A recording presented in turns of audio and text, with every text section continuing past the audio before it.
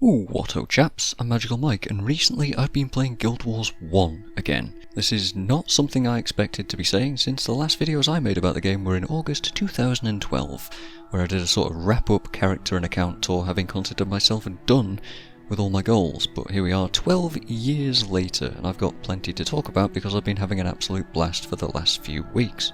So sit back, grab your signets of capture and remember your Ventrilo login, because it's nostalgia time.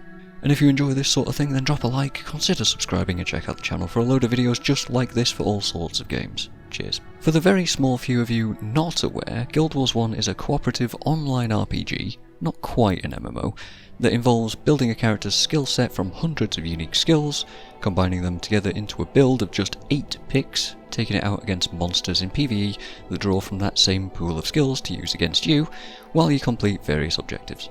There's also PvP, but that's not really my jam anymore, so I can't really talk about it. You're not just solo though. Across different areas of the world you'll have varying available team sizes for you to fill up with other players, henchmen but forget about those, or AI heroes that you can customise almost as fully as your own character. The real fun in Guild Wars 1 comes from making a whole team work and synergise together and reaping the benefits of actual cooperative gameplay. And before I get any comments about skill clicking, yeah, I'm not really sure why I still do that, if I'm totally honest. I have an awkward mix of sometimes using keybinds, and often reverting to just lazily kicking back and using the mouse. It was never something I really did in Guild Wars 2, so I don't know. Guild Wars 1 just has a much more chill pace to it, I suppose. Anyway, I effectively finished this game back in 2011, when I maxed out my 30th title and got God walking amongst mere mortals, and since then I moved on to Guild Wars 2. The most recent expansion for that game, Secrets of the Obscure, however, was frankly, in my opinion, terrible, and I didn't buy it, and have since stopped logging into the sequel. However, I do still follow friends and content creators for it, and good old Wooden Potatoes made a couple of Guild Wars 1 videos not too long back that sparked my interest in the original again. I was really hooked on his enthusiasm for it, but just couldn't find a reason to play the game for myself. I need goals for this sort of thing. I needed stuff to do that felt like I was making some kind of progress, even if I'd already done all of it before. And then the anniversary event hit with splendid timing, and suddenly I had a reason to go and farm a load of the old missions for Proofs of Legend to trade in for unique, weird weapons for every single profession that I've got. One of the things that I loved more than anything in Guild Wars 1 was making weird builds, wacky combinations of skills and weapon types to make a profession play in ways that felt fresh and or bizarre, and these weapons were begging for me to play with them. I've got a double dragon axe elementalist, a spirit strength bow ritualist, a disrupting accuracy crit bow assassin, a dagger spam paragon that I never thought I'd see in the game, the insane damage output of a soul taker necro with a scythe or, again, daggers, a healing dervish build, a whole pet-based team build for my ranger, a hammer-swinging frontline monk, and so many more things have been inspired in the last couple of weeks. I really miss the build crafting that Guild Wars 1 has. It's such a breath of fresh air to go back to this game and have this experience again of being totally immersed in the skills and what they do and constantly coming up with fresh ideas and tweaks to builds that could produce fun or insane results. I'm still trying to think of a way to include an Orders Necro, or maybe even a Dervish Necro? I'm not sure about that, and build an all-physical team around it, but I'm a bit lost for ideas so far, and especially because physical teams aren't super great in the game at the moment. Now I should quickly say, some of these ideas I've taken directly from Young Rox's PVX wiki page, because the builds looked like a lot of fun to mess with. I'll link that in the description, so go check them out, because the Ellie builds in particular have been really satisfying to play with, and he writes them quite funnily too. There's a lot of fun jokes in there. There's also a pet way build that I've been having a lot of fun with that sort of has some PVX pages, but the variant I've built was taken directly from Wings of Agony on YouTube and tweaked a little bit from there. Again, I will link them in the description. And yeah, PVX Wiki, another blast from the past. Doing a bunch of missions for the proofs in normal mode was leisurely, easygoing stuff, but I did want to do some harder stuff too, so I jumped into some of the Zaishan bounties, the first one being Korshek the Immolated, a searing flames spamming flame djinn surrounded by roaring ethers with energy surge. Suffice it to say that my teams would either barely scrape through or get absolutely blown up instantly. That boss is no joke. Or well, it's no joke with old builds. See, I was still running stuff that was popular and effective back in 2012. My heroes were flailing around with decent builds, but not quite up to today's standards, and the runes, insignia and weapons were frankly all over the place and pretty terrible. I only really put effort into gearing my warriors heroes back in the day, so it was a bit of a wake up to run into trouble again on all of my other characters. PvX Wiki was there to save me though, with various good ideas for popular team builds, notably the 7-hero offensive Mesmer way. Now this isn't perfect for me because it recommends at least 3 Mesmer heroes, and I didn't want to swap Razor to a Mesmer, and some teams even recommend 4 Mesmers, which forces you to buy a mercenary for real money, and I do not at all like that idea. Pay to win, blah blah blah, there's a whole other conversation that we can be having about that. So I did a bit of tweaking and basically just swapped one Mesmer for an Air Elementalist, or in some rare cases a fake Mesmer, Acolyte Sasuke running an Ellie/Mesmer illusion build to shore up those gaps. If Zed Shadowhoof wasn't running some kind of blind martial shutdown build like Blinding Surge or Glimmering Mark, Sasuke was there to back me up with ineptitude. Chuck everyone's favourite Blood is Power healing battery, a Soul Twister Writ, a Signet of Spirits hybrid healer, and an Order of Undeath or speed boosting minion master in there, and you end up with a hugely robust team setup for just about every situation. But it's still not perfect without runes and gear, so there was still much work to do to get everything playing smoothly. The Mesmers in particular benefit a ton from 40/40 sets, making their energy surges fire off way more often. The Air Ellie felt much the same, getting way more Glimmering Mark casts off with a proper weapon set. So I set about the task of gathering those weapons for all 10 of my Zed heroes and all 20 of my duo Mesmers, and we'll just kind of shove Acolyte Sasuke off to the side and pretend he really exists for this purpose. Some of these items are pretty easy to get. The Air Offhands, for example, you can get in Drox for just 5 stone summit badges, so farming outside Yak's Bend for all those was super chill and super easy. I was done with that in a couple of hours. The Domination Offhands can be found at a collector outside of Senji's Corner, asking for just 5 jade bracelets each. Now yes, that does mean farming 100 of these in total for my purposes, but they're pretty easy to get and they're a common drop, so I'm about half done so far after only a few hours. I've even gone out of my way to farm a few of the Domination Wands from Beza Wingstorm, getting the Wingstorm green from him, albeit being quite a low drop rate. And I could just craft all of these items too at an NPC for 5k cash and some materials, but where's the adventure in that, you know? I probably will craft some of them if I run out of patience, but for now I'm quite content with the idea of farming all of these items and having a story behind them. It's just somehow more fun and engaging to play around with these systems and drop tables and all of that sort of stuff than it is to simply buy the items and be done with it. A big gripe that I've had against Guild Wars 2 for a long time is that gold is king and content doesn't really matter, but what I'm doing right now in Guild Wars 1 feels entirely the opposite, and as a result, much fresher and more fun. That's not all I've been farming though, because there's good old Nick the Traveller to think about weekly too.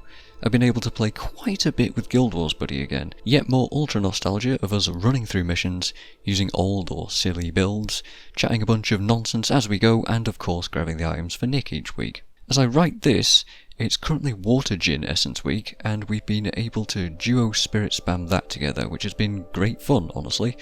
Although, as I'm speaking this, it's actually a week later, and it's been Guardian Moss Week, which has been a whole lot less fun because the drop rate was awful. It took me like 4 hours to get 10 of these things. Anyway, regardless. The economy in Guild Wars 1 is really alien to me nowadays, and Nick's weekly gifts sell for between 8 to 10 ectos each, which would frankly have been impossible to believe back in 2011. I've never seen so much wealth gained so quickly in this game.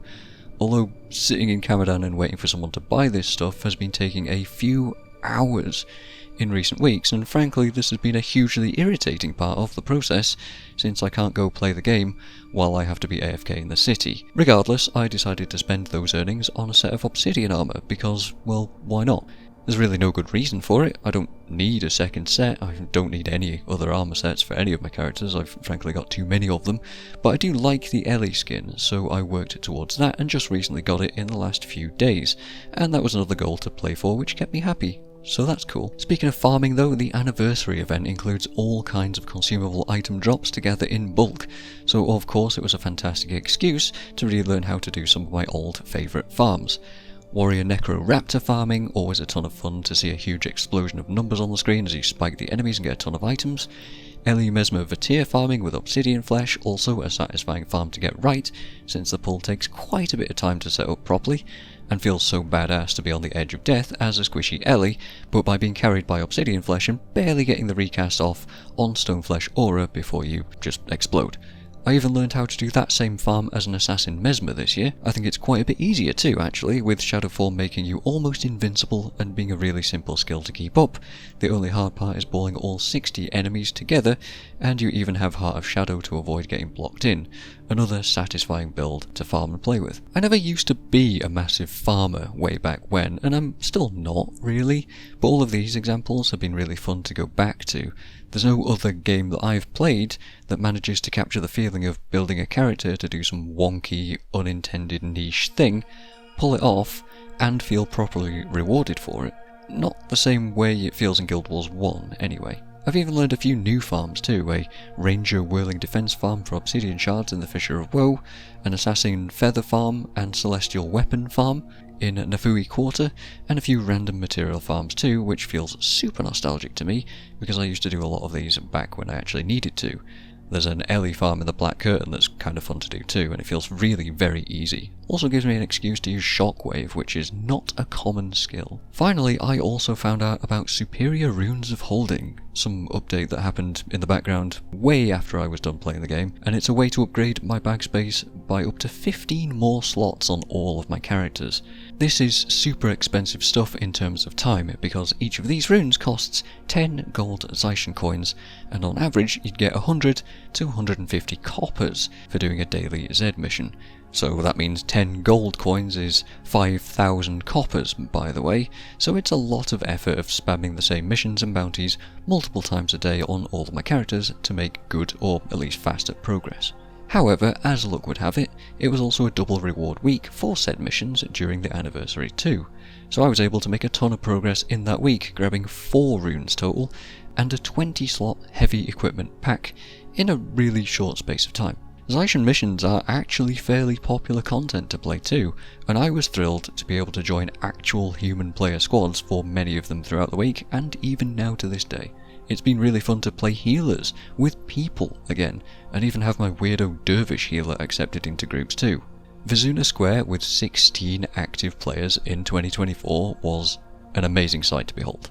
And because the community feels settled at this point, there was loads of social interaction as well, with people messing around in chat and sharing their wacky builds and all sorts of friendliness going on, the likes of which I haven't seen in over a decade. It is crazy to see that Guild Wars 1 is just alive with people, and heartwarming to know that there's dedicated players still in the game. And with all of this stuff going on, I've even been inspired to go finish all the dungeons in normal and hard mode again on my Ellie. I just managed to beat Slaver's Exile in hard mode with no consumables and just my hero setup, which was yet another really satisfying thing to accomplish, and shows just how far those builds and their gear has come since picking the game back up again.